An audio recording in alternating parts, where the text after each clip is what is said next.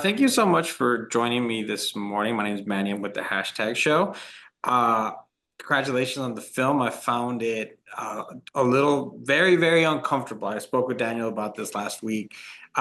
Just because I've been in that situation where you break off from a partner. My daughter was very young, and there's this desperation of wanting to connect with someone or not knowing what's coming next. Tell me, what was it like to play Chris?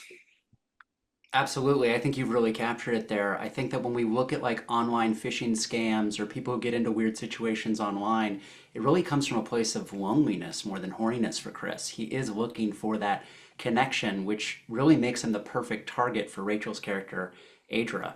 And I think what's honestly was so heartbreaking about the film is while you're watching it, there's so many opportunities that Chris has real world community. His mom reaches out, his best friend reaches out, even his ex-wife, they're trying to repair things. And he just keeps missing those easy opportunities as well as the early warning signs, which just really brings him into Adra's world.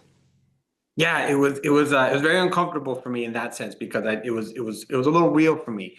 Luckily, I never fell for a demon, um, and now I'm in a very healthy relationship. Rachel, tell me about Adria and your process on bringing her to his world. Just because I really enjoy kind of the subtlety of how you got more and more aggressive throughout the film.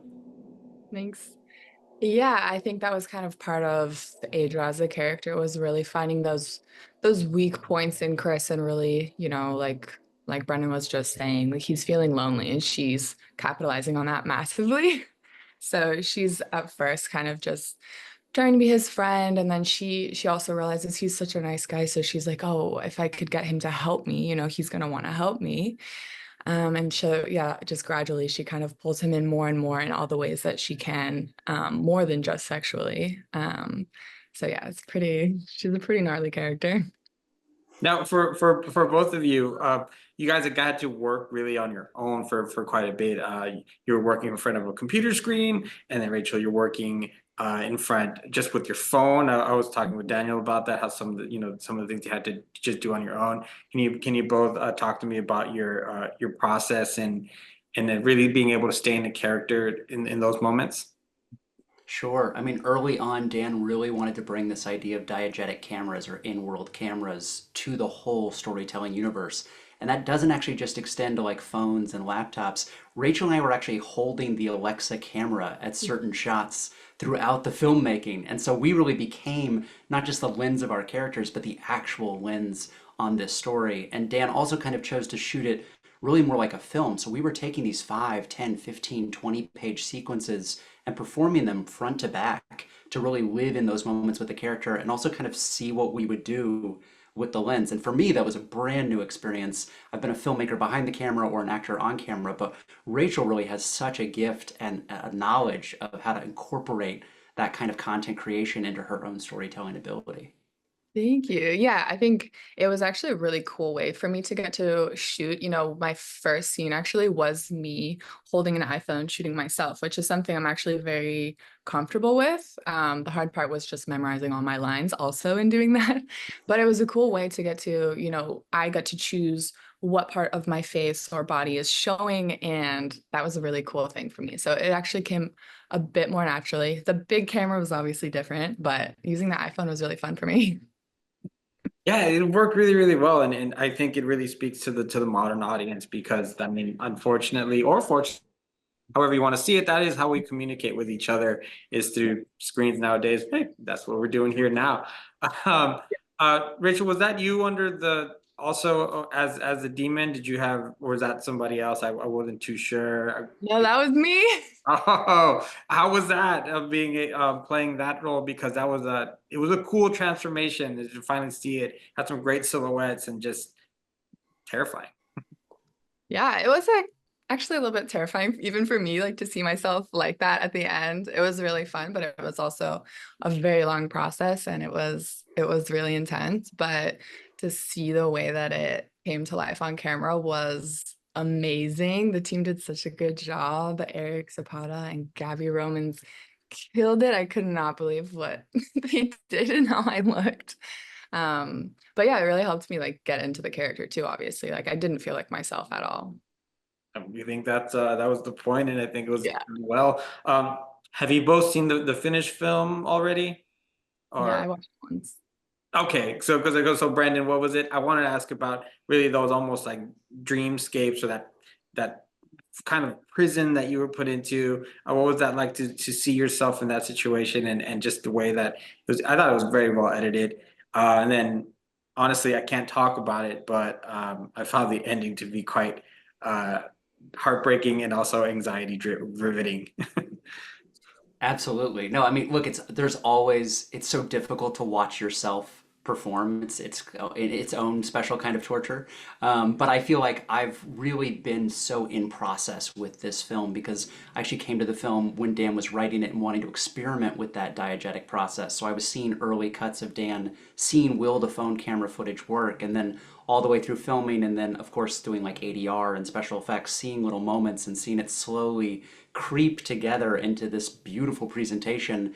And because we shot kind of so much of it in one go from all these different angles, you never know when are we going to be on the phone, when are we going to be in the world, and seeing those just like incredibly stark wide shots of this incredible deep void space. I mean, it really speaks to Jimmy Wu's cinematography and Daniel's vision as both a director and an editor, bringing it all together.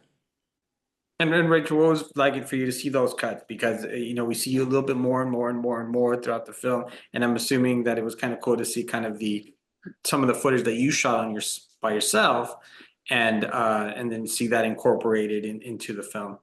Yeah, I mean, when I was watching it, I was just like, I was so excited to see how it came together because it was hard for me to imagine sometimes when we were in there shooting, like how is this gonna come together, especially when they're like flipping the worlds and everything.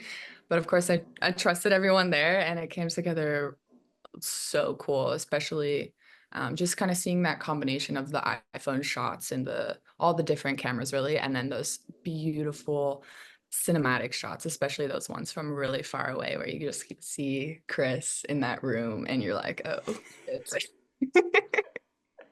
Brendan, what was your takeaway from playing Chris? And I ask you this because watching it, I was talking to my now wife about it. I was like, yeah, it was really unsettling because it for me it evoked so many bad moments back in when I was going through all that, and being able to explore a character like that with those going through those kinds of emotions, especially with that lingering like hope that maybe you get back together with that ex-lover, your ex-wife, or separated at that moment. What was that like to explore a character like that? I mean, I feel like all of Chris really got unlocked in that first scene with Adra where he FaceTimes with her and he just really wants someone to talk to. And what I really found was that almost every choice Chris is making is either coming from shame or from loneliness.